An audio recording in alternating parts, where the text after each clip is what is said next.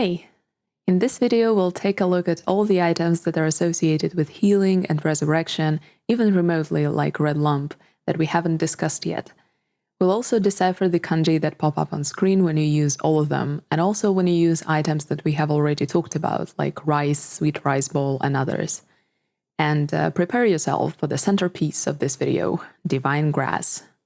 Oh boy. As usual, we'll quickly go over the disclaimers, legend, and sources.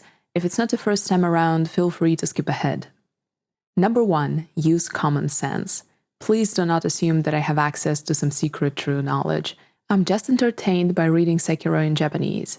My lore theories are just theories, so treat them accordingly. Number 2. I am not a professional translator. I have never worked in localization. Yes, I will say that something is translated poorly and something is not, and it will be my personal point of view. Ultimately, my goal is to give you the information so you can see if the localization was good or not, whether something important was lost or not. My opinion is just that, and I choose to share it. Number 3. I am not an expert on Buddhism or Shintoism. I will leave links to the religious terms that we will encounter so you can read more on your own if you're interested. As usual, the transcriptions I give do not follow all academic rules, and I don't think it's necessary. They're just here to represent the pronunciation in case you're curious.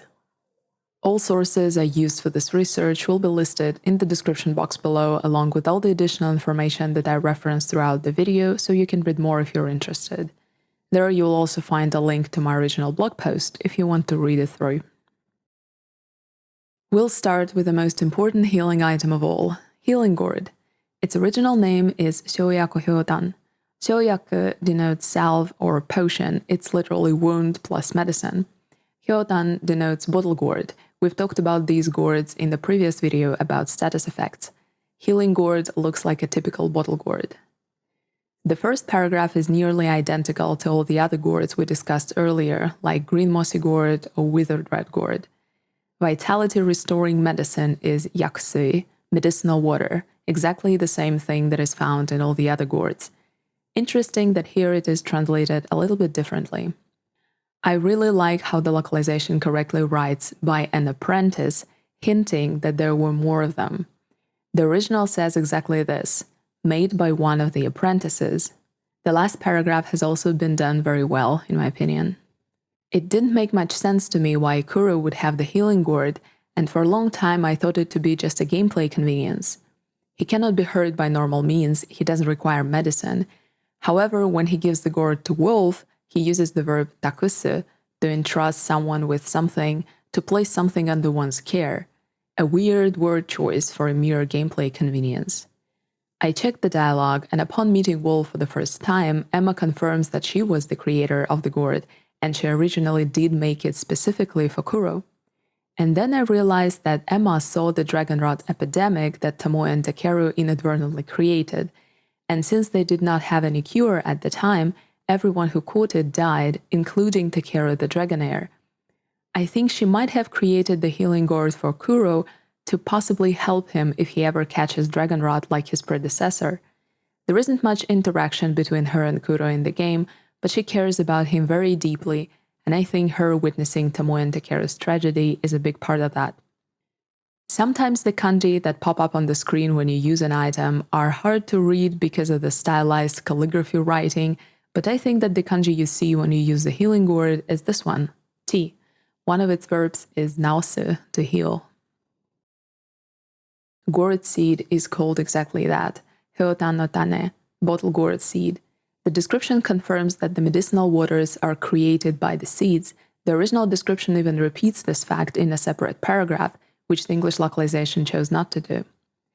Emma, a pupil of Dogen, carefully researched the medicinal waters of the curved bottle gourds, known in Ashina since the ancient times, and discovered these seeds. Emma researched the curved bottle gourds that we discussed in the previous video. They naturally grow throughout Ashina in poisonous lands, in scorched soil, on graveyards and battlefields, and are able to generate medicinal waters with special properties. Emma discovered that the seeds were responsible for that, and thus she was able to create this special healing gourd that is fueled by these self-replenishing seeds. Emma is so cool! Next up, a modest pellet. Its original name is ganyaku, pill, literally round medicine. The second paragraph was localized quite accurately. These pellets have been around for a long time. Let's talk about a pill case. The Japanese word for it is inro. Inro is a traditional Japanese case for holding small objects. Japanese traditional garments, more often than not, didn't really have pockets, so people needed something to carry their identity seals and medicine. Inro is a stack of tiny nested boxes, usually hung from the obi, a sash element of the garment. As you can probably imagine, there was no end to craftsmanship when it came to inro. They were made of wood, bone, ivory, lacquer, and could be richly decorated. On the pellet's picture, you can see a little case. That's an inro. There are also inro with these pellets that are used instead of battle victory omamori. When I first read a pill case full of these pellets would also serve as a battle charm, I was sure that I was supposed to keep a certain number of pellets on hand and I will be somehow buffed like a secret mechanic. But no, the original just says that these cases with pellets were used in the quality of an omamori charm that brings victory in battle. It's not actually a mechanic or anything. When you use a pellet, the kanji you see are continuous healing. Divine grass. People have been telling me for a while now that I need to look at the original description of divine grass, that it's somehow vastly different from the English description. I'll admit I didn't take it seriously. Come on, how different can it be? Probably the localization didn't have enough space and had to skip a line again, or the original title was too long and didn't fit the symbol restriction and had to be somehow changed. Well, you can imagine the look on my face when I read the original description and realized that the localized version has literally nothing to do with it. It can't even be called a localized version because nothing was localized, save for the effect of the item. The rest of the description is completely made up. However, I don't think that it was done out of some ill intention. That's silly. Maybe the original description changed during development, but the localized version of it wasn't updated accordingly due to some sort of unfortunate oversight. The English localization of Sekiro isn't known to just make up false descriptions that have nothing in common with the original, so there is certainly some sort of unfortunate circumstance involved. It doesn't help us as players to understand the story though, and I'd say Divine Grass is probably one of the key items that have the most lore about gods in the entire game. So let's get to it. We'll translate it line by line, and I'll do my best not to slip somewhere. Its original name is Kamibami. Initially, I thought the literal translation would be God's food or God's fodder. Hami is derived from the verb hamu, to eat, fodder, or grass.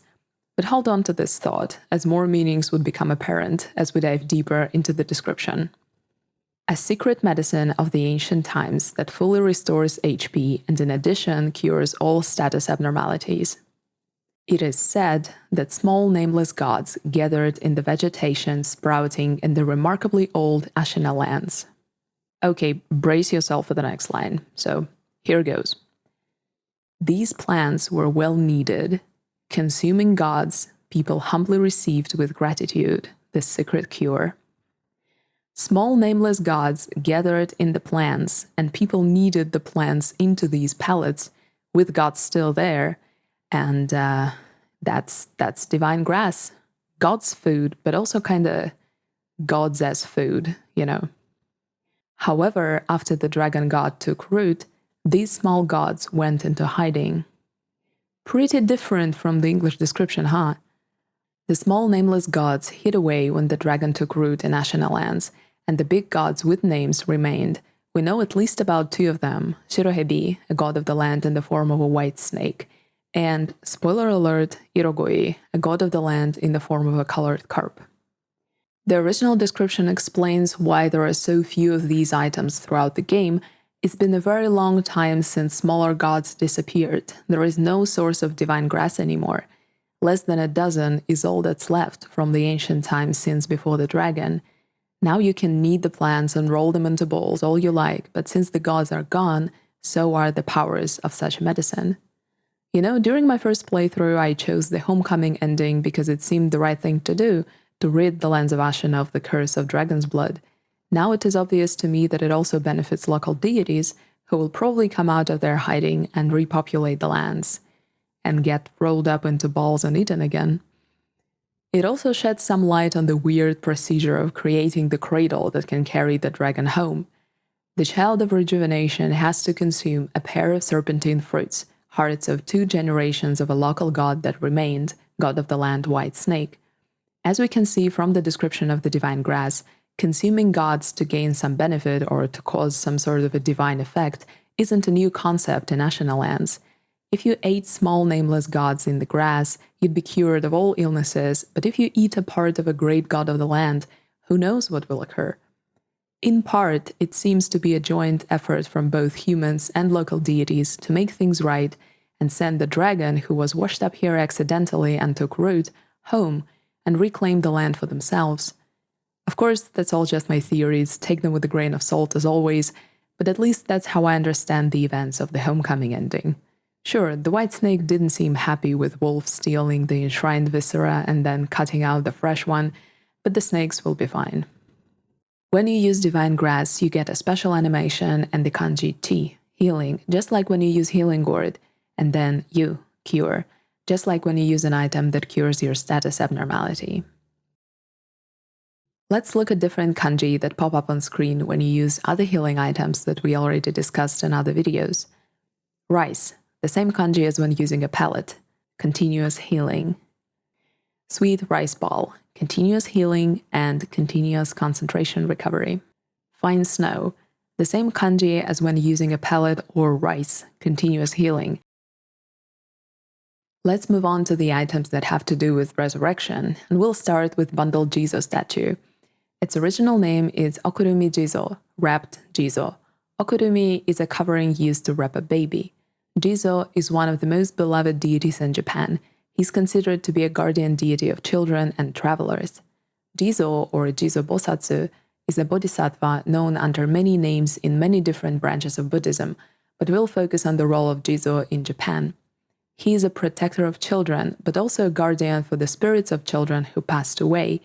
It is believed that if a child passes away before the parents do, they are unable to cross the river to the afterlife and are stuck in a limbo waiting for their parents. They make stone towers as a merit-making practice to gain more merit for their parents and for themselves, but evil yokai spirits destroy the towers and torment the children. Jizō hides the children from yokai spirits beneath his clothes.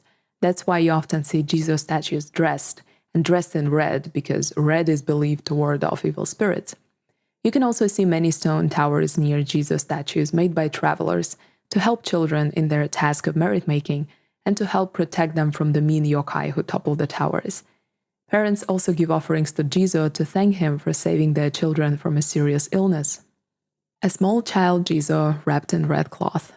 The localization says to raise in prayer in between one's palms, while the original says to place it on the open palm and pray. And if you look closely, you'll see that Wolf holds it on his palm while using the other hand to make a praying gesture. Otherwise, the description is quite accurate. Such a Jizō is a statement to parental love, oyagokoro. The grammatical structure of the next sentence suggests that while wrapping the little statue in cloth, parents pray that their child at least has a peaceful life. If you refuse to lure Jinzaemon to the abandoned dungeon, you'll have a chance to pursue his weird personal quest, and as a reward you'll get this special Jizō statue. Its original name is pretty straightforward, Jinza's wrapped Jizō. A small child Jizō wrapped in cloth the color of cherry blossom. The next part of the description is identical to that of a standard Jizō statue. It does the exact same thing, but the last part is unique and it's indented because it's direct speech. The localization is quite accurate. Someone is asking Lord Sakuza to take this pink cloth and wrap the little one in it, praying that the child at least has a peaceful life. Apparently, there is a familial connection between Jinzaemon and Lord Sakuza. Jinzaemon literally has this item and it's called Jinza's Jizō statue.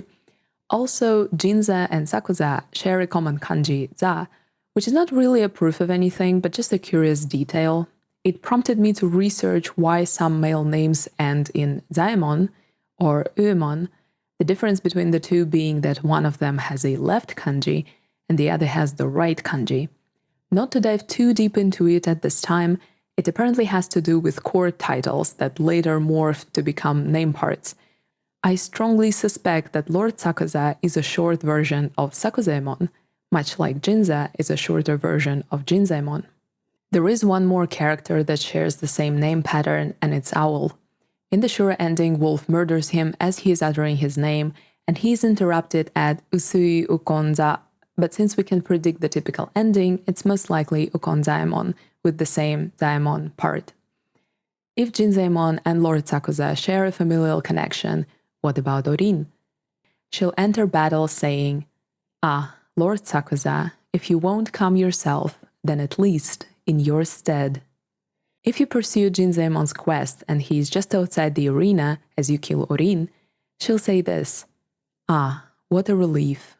Lord Sakuza sent that child in his stead. He's over there, isn't he?" She's obviously talking about Jinzaemon, whom she thinks Lord Sakuza sent in his stead. She's calling him a child. I think there might be a familial connection between Jinzaemon and Orin. Orin is an apparition, but apparently she cannot find peace, and I believe she finds it if we lead Jinzaemon to her. Then, in true Sekiro fashion, everybody dies. The only thing that gnawed at me was this. Orin is incredibly vulnerable to Sabimaru's poison, and this fact makes it seem that she's an Okami descendant. If that's so, and Jinzaemon is related to her, is he susceptible to Sabimaru too? I never attacked him in any of my playthroughs. I asked a friend to look into the game files for me, and turns out that no, Jinzaemon doesn't have any weaknesses to Sabimaru. But then again, I do think that it's only women who carry this vulnerability to Sabimaru, so Jinzaemon not being vulnerable doesn't really disprove his possible relation to Orin. I didn't mean to include the Sakuza Orin Jinzaemon story in this video, but oh well, we have what we have. When you use any Jizō statue, there aren't any kanji flashing on the screen, but the animation is the same one that you get when using Dragon's Blood Droplet as a consumable item. Why number 1, you ask? Because there are 2 different bite downs in the game, with slightly different descriptions, much like there are 2 differently described sweet rice balls. Bite down number 1 is a classic bite down. Its original name is kamishime, and bite down is a perfect translation for it. It's literally bite down hard, and we've seen this word multiple times in Sugar's descriptions. The description is quite accurate. I like the way it's worded. Bite down, like divine grass, is a hyaku, secret medicine. You can get bite down number 2 from the red-eyed nightjar on the roofs of the Ashina castle when it's overrun the second time after you defeat Sakura Dragon and come back. On the roofs closer to Ashina Castle Idol, there are nightjar shinobi fighting each other, and that's where you can get bite down medicine with a slightly different description. The name is unchanged, it's still kamishime. It's time to suffer death by one's own hands. This time can be misjudged, betraying Ashina, ensuring survival no matter the circumstances. I think this part of the description tells us why the nightjar shinobi are fighting each other. Ashina is overrun and burning, the situation is dire, and at this time the nightjar clan split in 2. Some of them betrayed Ashina to ensure their survival, and others made peace with the fact that they will inevitably meet their demise. At least that's how I understand it. Its original name is back tooth. The first line of the description specifies that it is a sashiba, a false tooth. The original doesn't mention the blue nostrum, it gives a much simpler instruction. To use, bite down hard on your back teeth. The last line is my favorite. It turned out great in the English localization. The first death is typically one's last. Red lumps have a distant connection to resurrection. They prohibit its use, but I decided to research them here. There are 4 different types of red lumps in the game. 2 of them are identical, save for the NPC name. This is the ordinary red lump. Its original name is Akanaritama, red lump or lump that became red.